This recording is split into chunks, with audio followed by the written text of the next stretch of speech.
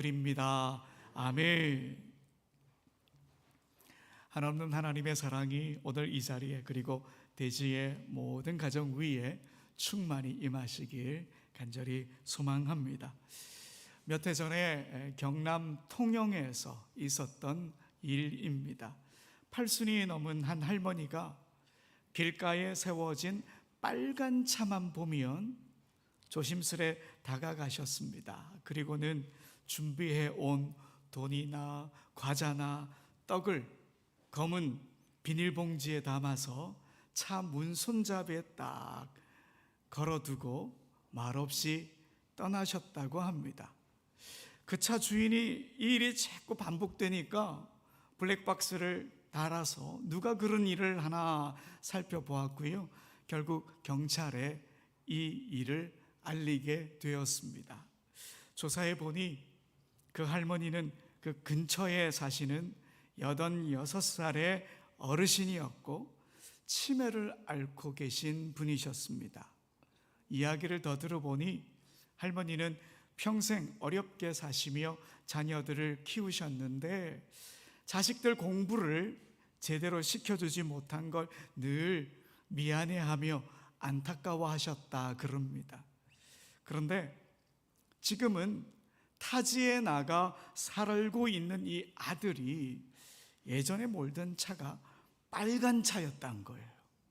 치매 때문에 아들이 멀리 떠나 있다 이 사실조차 잊으신 채 빨간 차만 보면 아들 차인 줄 알고 그 텅 빈 차를 향해 아이고 야야 내려온나 덥다 막 그렇게 말씀하셨다 그럽니다. 그리고는 조용히 그 차에 돈이나 과자나 떡을 걸어두고 돌아가셨다 그럽니다. 여러분, 치매라고 하는 단어가요, 한자를 살펴보면 어리석을 치, 어리석을 매입니다. 말 그대로 어리석게 되었다, 이게 치매이지요. 그렇다면 여러분, 이 할머니의 행동을 우리는 과연 어리석다 말할 수 있을까요? 저는 아니라고 생각합니다. 치매에 걸렸어도 끝내 자식에 대한 애끓는 사랑을 잊지 않으셨으니까요. 이 이야기 우리 모두에게 부모님의 진한 사랑을 다시금 생각나게 합니다. 예전에 초등학생들의 시험지에서 기발하고 재미난 오답들 화제가 되었던 적이 있습니다. 그 중에 이런 문제가 있었습니다. 부모님은 왜 우리를 사랑할까요? 문제가 좀 그렇습니까? 부모님은 왜 우리를 사랑할까요? 어떤 아이가 이렇게 썼더군요. 그러게 말입니다. 너무도 솔직하고 천연덕스러운 대답이죠. 그런데 그 안에 참 깊은 뜻이 담겨 있습니다. 여러분, 부모님의 사랑에는 이유가 없습니다. 그냥 사랑하시는 겁니다. 이 자리에 계신 부모 세대 여러분, 자녀 세대를 향한 여러분의 그 사랑의 마음에 깊이 감사를 드립니다. 그리고 여러분, 또 하나의 이유 없는 사랑이 있습니다. 바로 하나님의 사랑입니다. 문제가 그렇게 나올 것 같죠? 하나님은 왜 우리를 사랑하실까요? 그러면 대답은 어떻게 하면 될까요? 그러게 말입니다. 우리가 착한 일을 많이 해서가 아닙니다. 우리가 뭔가를 잘했기 때문도 아닙니다. 단지 우리가 하나님의 자녀이기 때문에 하나님은 우리를 끝까지 사랑하십니다. 우리는 그 사랑을 힘입고 지금 이 자리에 나와 앉아 있는 거지요. 시인 이정록 선생님의 책 중에 어머니 학교라고 하는 시집이 있습니다. 이 시집은 이정록 선생님께서 자신의 어머니에게 들은 그 말들을 시로 엮어놓은 그런 책입니다. 그 중에 주전자 꼭지처럼이라고 하는 시가 있는데요, 이런 내용입니다. 어미 아비가 되면 손발 시리고 가슴이 솥바닥처럼 끄슬리는 거요. 하느님도 수족 저림에 걸렸을 거다. 숯 씹은 돼지처럼 속이 시커멓게 탔을 거다. 여러분, 이 시 안에 부모님의 마음 그리고 하나님의 마음이 그대로 담겨 있습니다. 우리를 보며 밤잠을 설치신 부모님의 마음, 또 고통의 시간을 우리와 함께 걸어가셨던 하나님의 마음이 여기에 잘 녹아 있습니다. 오늘 어버이 주일입니다. 부모님의 아낌없는 사랑에 진심으로 감사드리며 그 사랑을 통해 하나님의 사랑이 얼마나 깊고 넓은지를 조금이나마 깨닫게 하시는 하나님께 찬양과 감사를 올려드립니다. 요즘 한국 교회 안에 고착되고 있는 흐름 중에 하나가 패밀리 크리스찬이라고 하는 현상입니다. 가족 종교화 현상, 이렇게 말할 수 있겠죠. 최근 한 조사에 따르면 현재 교회에 출석하고 있는 성도의 66.3%가 자신의 신앙 형성에 가장 큰 영향을 준 요인이 무엇입니까? 이 질문에 크리스찬 가정에서 태어나 자란 것이다, 이렇게 대답했다고 합니다. 그러니까 현재 한국 교회 성도 3명 중 2명이 부모의 영향으로 믿음을 갖게 되었다, 이렇게 대답을 한 거죠. 이 가족 종교화는 우리 교회는 오래전부터 있었던 현상이기도 하죠. 지금은 세상에서 교회의 영향력이 예전만 못하고 전도도 쉽지 않은 그런 시대입니다. 이런 흐름 속에서 가족 종교화는 앞으로도 더 뚜렷해질 것으로 보입니다. 결국 부모의 신앙이 자녀의 신앙에 결정적인 영향을 준다, 이 사실은 더 굳어질 것입니다. 여러분, 이런 이야기를 들으면 어떤 생각이 드십니까? 저는 늘 무거운 책임감을 느낍니다. 부모로서 어떤 신앙의 모습을 보여줘야 할까? 자녀 앞에서 나의 신앙이 어떤 흔적을 남기고 있을까? 이 질문들은 늘 제게 숙제로 남아 있습니다. 오늘 본문은 부모 세대의 신앙이 자녀 세대에게 얼마나 깊은 영향을 끼칠 수 있나, 이걸 잘 보여주는 이야기입니다. 성경에 나오는 가장 감동적인 시어머니와 며느리의 이야기지 않습니까? 나오미와 룻의 이야기입니다. 나오미의 가정은 베들레헴에 흉년이 오래 계속되자 생계를 위해서 모압 땅으로 이민을 떠납니다. 남편과 2 아들과 함께 낯설고 물서른 땅에 정착했지만 그 삶 호락호락하지 않습니다. 쉽지 않습니다. 그러던 어느 날 나오미가 가장 의지하던 남편이 세상을 떠납니다. 그래도 남은 이 2 아들이 나오미에게 위로가 되었습니다. 나오미는 그 아들들을 모압 땅의 참한 여인들과 결혼을 시켜서 가정을 꾸려줍니다. 하지만 안타깝게도 이 2 아들마저 차례로 세상을 떠나고 맙니다. 남편도 자식도 없이 홀로 남아있는 나오미. 모압 땅은 이제 나오미에게는 고통과 상실의 땅이 되고 말았습니다. 그런데 얼마 후에 소식을 들어보니 고향 베들레헴에 풍년이 들어서 양식이 풍성해졌다, 그 소식이 들려옵니다. 나오미는 미련 없이 고향으로 다시 돌아갈 결심을 합니다. 하지만 곁에 있는 2 며느리를 생각하니 마음이 아파오지요. 그래서 나오미는 2 며느리에게 각자 새 인생을 살라, 그러며 친정으로 돌아가라 말합니다. 당연히 둘 다 떠날 줄 알았는데 룻은 달랐습니다. 룻은 시어머니 곁을 떠나지 않겠다 말합니다. 누가 시킨 것도 아니었고요, 강요도 없었습니다. 그저 룻의 자발적인 결단이었습니다. 그런데 여러분, 룻이 가게 될 이 유대 땅은요, 모압 사람에겐 결코 호의적인 곳이 아닙니다. 모압 사람은 그 땅에서 따뜻한 환대를 받을 수 없는 당시의 처지였습니다. 여러분, 신명기 23장 3절입니다. 율법에는 이렇게 기록되어 있는 거예요. 암몬 사람과 모압 사람은 여호와의 총회에 들어오지 못하리니 그들에게 속한 자는 10대뿐 아니라 영원히 여호와의 총회에 들어오지 못하리라. 모압 사람은 여호와의 총회에 들어오지 못한대요. 여러분, 여기서 총회라고 하는 말은 회중, 모임, 공동체를 뜻하는 말이고요, 하나님께 예배를 드리는 그 자리를 말합니다. 이렇게 룻은 모압 사람이니까요, 유대인들 사이에서 환영받지 못할 그런 신분입니다. 그런데도 룻은 나오미를 따라가겠다 말합니다. 여러분, 룻기 1장 14절의 말씀입니다. 함께 읽어봅시다. 그들이 소리를 높여 다시 울더니 오르바는 그의 시어머니에게 입맞추되 룻은 그를 붙여찼더라. 아멘. 여러분, 여기서 붙여찼다라고 하는 단어가 나오죠.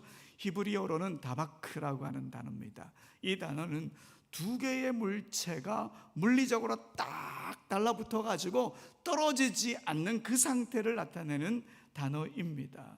이 단어가 창세기 2장 24절에 나오는데요, 아담과 하와 이야기에 나옵니다. 남자가 부모를 떠나 아내와 합하여 한 몸을 이룰 것이다. 이 말씀에서 아내와 합하다, 바로 이 단어가 오늘 본문에 있는 붙여찼다와 같은 단어입니다.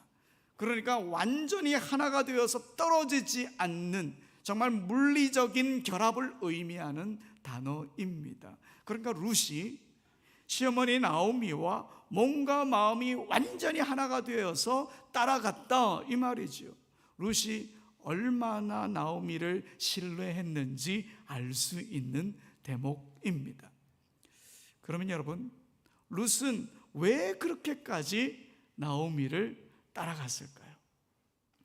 아마도 함께한 시간 속에서 생긴 깊은 신뢰, 그리고 어려운 상황 속에서도 믿음을 지켜내고 있는 그 시어머니의 삶에서 룻이 감동을 받은 거예요. 너무나도 큰 감동을 받았기 때문에 이런 결정을 한 겁니다. 물론 성경은 나오미가 모압에서 어떻게 신앙생활을 했는지 구체적으로 기록해 놓고 있지는 않습니다. 그러나 룻기 1장 곳곳에 등장하는 이 나오미의 언어를 보게 되면 그녀가 얼마나 하나님의 주권을 의식하며 살아간 믿음의 사람인지를 우리가 충분히 알 수 있습니다.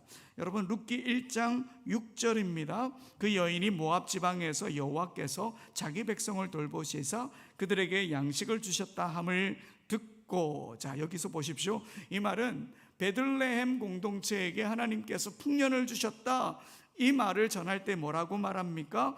여호와께서 자기 백성을 돌보셨다, 이렇게 말합니다. 또 1장 8절에 보면 두 며느리에게 각자 살 길을 찾아 떠나라 말하면서 어떻게 이야기하느냐? 여호와께서 너희를 선대하시기를 원한다, 이렇게 말합니다. 또 이어서 9절에 보면 여호와께서 위로를 받게 하시기를 원한다, 이렇게 말합니다. 말마다 여호와 하나님을 이야기하고 있습니다. 그리고 자신의 처지에 대해서 나오미가 말할 때도 이렇게 말합니다. 1장 13절에 보면 여호와의 손이 나를 치셨다, 이렇게 고백합니다. 또 21절에 보면 여호와께서 내게 비어 돌아오게 하셨다, 이렇게 고백하는 거예요. 나오미의 그 언어 생활을 보니까 하나님의 주권이 드러나지 않습니까? 하나님이 다스렸다, 이렇게 말합니다. 나오미는 삶의 좋은 순간이든 고통스러운 순간이든 늘 하나님을 언급하는 삶을 살아냈습니다. 여러분, 이 말은 하나님께 책임을 전가시키겠다, 이 뜻이 아니지요. 그 말투 속에 삶을 하나님의 주권 아래 놓겠다라고 하는 믿음의 선포인 것입니다. 내 남편 먼저 데려가신 것, 내 두 아들 먼저 데려가신 것, 그리고 이 모든 고통 하나님의 손 안에 있습니다. 지금 비록 비참한 형편이라고 할지라도 하나님께서 내 삶을 다스리십니다. 여러분, 이게 바로 나오미의 고백입니다. 사실 우리도 이 고난의 한복판에 서게 되면 하나님의 주권을 인정하기 어려울 때가 많습니다. 실패하고 망했는데 하나님께서 하셨습니다. 하나님이 다스리십니다. 누가 이렇게 말할 수가 있겠습니까? 남편이 먼저 죽었고 있는 두 아들도 먼저 죽었는데 이 모든 것 하나님의 다스리심입니다. 하나님의 주권입니다. 누가 쉽게 고백할 수 있겠습니까? 그러나 나오미는 그 자리에서 하나님을 바라보며 하나님의 주권을 신뢰하며 믿음으로 살아내었던 하나님의 사람이었던 거죠. 이런 나오미의 삶을 룻이 가까이에서 지켜본 겁니다. 그 모습을 통해 룻의 마음에도 하나님을 향한 신뢰가 자라기 시작한 거지요. 그리고 마침내 룻이 이런 고백을 합니다. 오늘 본문 룻기 1장 16절의 말씀입니다. 우리 함께 읽어봅시다. 룻이 이르되 내게 어머니를 떠나며 어머니를 따르지 말고 돌아가라 강권하지 마옵소서. 어머니께서 가시는 곳에 나도 가고 어머니께서 머무시는 곳에서 나도 머물겠나이다. 어머니의 백성이 나의 백성이 되고 어머니의 하나님이 나의 하나님이 되시리니. 아멘. 어머니의 하나님이 나의 하나님이 되십니다. 이런 고백을 하는 거예요. 여러분, 이 고백 하나님만 인정한다 이 말 아니죠. 시어머니 나오미를 향한 깊은 신뢰도 이 고백에 담겨 있는 겁니다. 어머니를 신뢰하기에 어머니가 믿는 하나님도 나의 하나님이 되십니다. 이 고백인 거예요. 삶 전체를 건 신앙의 고백입니다. 인생 전체를 건 신앙의 결단입니다. 익숙한 모압을 떠나서 낯선 유다 땅, 그것도 자기에게 선대할지 환대할지 알 수도 없는 그 땅을 향해 나아가는 걸음, 인생을 건 것 아닙니까? 하나님을 선택한 바로 믿음의 발걸음이었던 거지요. 삶은 고단했지만 하나님을 신뢰하며 살아가는 어머니의 삶을 보면서 룻은 믿음을 배운 거예요. 그리고 그 믿음을 이어갔고 그 길 끝에 하나님의 은혜의 역사를 경험하게 된 것입니다. 여러분, 신앙은 이렇게 이어집니다.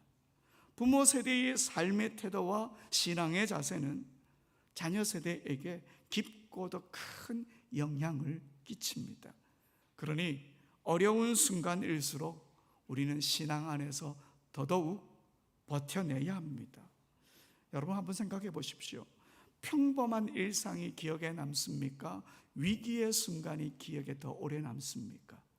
위기의 순간이 더 오래 남거든요. 더 선명하게 마음에 오래 남거든요. 그런데 그 위기의 순간에 우리 어머니가 이렇게 기도했구나, 우리 아버지가 이런 신앙의 삶을 살아내었구나, 우리 자녀 세대가 그렇게 선명하게 더 오래 기억할 수밖에 없습니다. 솔직히 부모로서 이 사실 앞에 서게 되면 무거운 책임감을 느끼게 됩니다. 하지만 여러분, 하나님의 사랑을 깊이 경험한 사람이라면 이 책임도 기쁨으로 감당할 수 있습니다. 하나님의 사랑이 여기까지 나를 인도하셨기에, 하나님이 나를 다스리고 있기에 이 믿음이 우리 자녀 세대에게로 이어질 것이다. 우리는 이것을 기쁨으로 책임을 지며 살아내야 하는 거죠. 하나님의 사랑이 우리를 꽉 잡고 있기 때문입니다. 여러분, 우리 민족 한번 떠올려 볼까요? 역사를 보면 참 놀라운 민족이 우리 민족입니다. 어려운 시기마다 똘똘 뭉쳐서 위기를 헤쳐나가는 저력이 있습니다. 일제 강점기 때도, 한국 전쟁 이후 폐허 속에서도, IMF 금융위기 때도, 그리고 불과 몇 해 전 코로나19 상황에서도 우리는 공동체의 지혜로 슬기롭게 위기를 이겨냈습니다. 지금도 정치적으로 혼란스러운 시기를 지나고 있지만 이 어려움도 잘 이겨낼 수 있으리라 믿습니다. 왜냐하면 우리 이전 세대들의 어려움을 이겨낸 경험이 쌓이고 또 쌓여서 축적되어서 오늘까지 여기까지 와 있기 때문입니다. 여러분, 조선시대 영조 36년에 이런 일이 있었습니다. 당시 한양에 사람들이 자꾸 몰려 들어가지고요, 인구가 갑자기 늘어난 거예요. 북한산에서 흘러내려오던 물길에 문제가 생겼습니다. 개천이 오염되고 비가 오면 흙이 막 쏟아져서 길과 집이 자주 잠기게 된 거예요. 이를 해결하기 위해서 개천을 정비하고 바닥을 깊이 파는 작업을 하기로 했습니다. 청개천 작업이라고 이름을 붙이고 말이죠. 하지만 문제는 막대한 예산과 5만 명이 넘는 인력이 필요하다, 이게 문제였죠. 그런데 그때 놀라운 일이 일어났습니다. 백성들이 자발적으로 나섰습니다. 영조실록에 보면 이렇게 기록하고 있습니다. 영조 36년 3월 11일 임금이 어사 김화진을 불러 준천소에 민원이 있는지 물으니 부역 나온 백성들은 모두 기쁜 마음으로 달려왔고 관료들 역시 힘을 다하여 일을 추진하였습니다 하였다. 임금 좋으라고 이렇게 글을 썼는지는 잘 모르겠지만 이렇게 힘든 시기마다 나라를 위해 기꺼이 나섰던 우리 부모 세대가 있었습니다. 그리고 그 모습을 보고 자란 자녀 세대가 있었고요, 그 자녀들이 또 부모가 되어서 자신의 자녀 세대에게 그 정신을 물려줬기 때문에 우리 민족은 위기 때마다 슬기롭게 일어설 수 있었던 겁니다. 여러분, 신앙도 마찬가지입니다. 우리의 신앙, 우리 한 사람에게서 끝나지 않습니다. 우리 자녀 세대에서도 멈추지 않습니다. 계속 신앙은 흘러갑니다. 우리가 오늘 심고 쌓아가는 이 믿음은 멈추지 않고 계속 흘러갑니다. 여러분, 우리 교회 5대 비전 중에 하나가 이어달리기 교회라는 것 여러분 잘 아시죠? 이어달리기 교회. 정말 그 육상 선수처럼 이어달리는 릴레이를 이야기하는 건 아니죠. 신앙의 이어달리기, 신앙의 이어달리기를 이루어가는 그런 공동체가 되자 우리의 약속입니다. 우리의 믿음이 우리에게서 멈추지 않고 우리 자녀 세대에게까지 자연스럽게 계속 흘러가기를 소망하며 이 비전을 세웠습니다. 118년 전부터 이어져 오던 그 신앙의 흐름들이 계속 이어지기를 소망하면서 우리 교회의 비전은 이어달리기 교회가 되는 것이 비전이다, 이렇게 우리 공동체가 약속하며 이 일을 놓고 지금 여러 가지 일을 진행하고 있습니다. 그러니 여러분, 이 이어달리기에 함께 뛰어주실 것을 간곡히 부탁드립니다. 함께 이어달려 봅시다.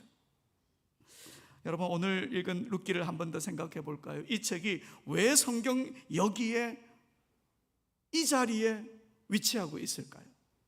사실 히브리 성경 원문을 보면요, 지금 이 위치가 아닙니다. 룻기는 히브리 성경에서 성문서에 포함되기 때문에 구약의 거의 마지막 부분에 실려 있는 책입니다. 하지만 히브리 이 성경을 헬라어로 번역한 70인역부터 룻기가 사사기 다음 지금 이 위치에 놓이게 되었습니다. 왜일까요? 시대적 배경이 사사시대이기 때문이기도 하지만 또 하나의 중요한 이유가 있습니다. 여러분, 룻기 다음 책이 뭐죠? 사무엘상하입니다. 이 사무엘서의 중심 인물이 누구입니까? 다윗 왕입니다. 여러분, 룻기 마지막 부분에 보면 다윗 왕의 족보로 끝납니다. 그러니까 룻기는 시어머니와 며느리의 감동적인 이야기뿐만 아니라 다윗 왕의 이야기, 곧 하나님 나라를 이끌 왕의 그 신앙의 뿌리를 보여주는 이야기가 룻기입니다. 여러분, 다윗의 삶을 한번 보십시오. 그가 시편 23편에서 사망의 음침한 골짜기를 다닐지라도 이렇게 노래하지 않습니까? 사실 그의 삶의 자리가 사망의 음침한 골짜기였어요. 무수히 많은 사망의 음침한 골짜기를 걸어갔습니다. 순탄한 인생이 아니었습니다. 그러나 그 고난 속에서도 그는 신실한 믿음을 끝까지 지켜냈습니다. 그 믿음의 뿌리가 어디냐? 그걸 룻기가 말해주고 있는 겁니다. 나오미와 룻의 신앙의 DNA가 다윗에게 흐르고 있다, 룻기가 이걸 보여주고 있는 것입니다. 룻이 다윗의 증조 할머니니까요. 이렇게 룻은 좋은 며느리를 넘어서 하나님의 구속사를 이끌어가는 믿음의 연결고리가 되었습니다. 그녀의 신앙은 다윗을 낳고 메시아의 계보를 여는 통로가 된 것이지요. 그래서 다윗 왕의 이야기를 본격적으로 시작하기 전에 이 놀라운 믿음의 여인 룻과 그녀를 믿음으로 이끌어준 나오미의 이야기를 지금 이 위치에 배치해 놓은 것입니다. 여러분, 믿음은 이어지는 것입니다. 우리가 무릎 꿇은 자리, 말씀을 묵상하는 태도, 그리고 조용히 기도하던 그 습관 하나하나가 우리 자녀 세대의 기억 속에 남아 믿음으로 이어집니다. 어려움을 어떻게 신앙 안에서 버텨냈는지 그 순간도 자녀 세대의 기억에 남아 믿음으로 이어집니다. 우리가 이 사실을 잊지 말아야 합니다. 지난주에 설교 때 말씀드렸던 우리 가정 5계명, 가정에서 잘 의논하고 작성하고 계시죠? 가족의 신앙에 진심을 담아주시기 바랍니다. 이 일이 자녀 세대의 신앙을 일으키는 밑거름이 될 수 있습니다. 그리고 오늘 이 자리를 빌려 대지 사진 동아리 팀에게 부탁을 드립니다. 우리 부모 세대의 성경 읽는 모습, 기도하는 모습, 그 신앙의 흔적들을 사진과 영상으로 많이 남겨주시기 바랍니다. 여러분, 대지 사진 동아리에 많이 가입해 주시고 이 일을 꼭 함께 해 주십시오. 왜냐하니까 우리가 언젠가 지치고 약해질 때가 있지 않습니까? 그 약해질 때 그 장면을 다시 꺼내보자고요.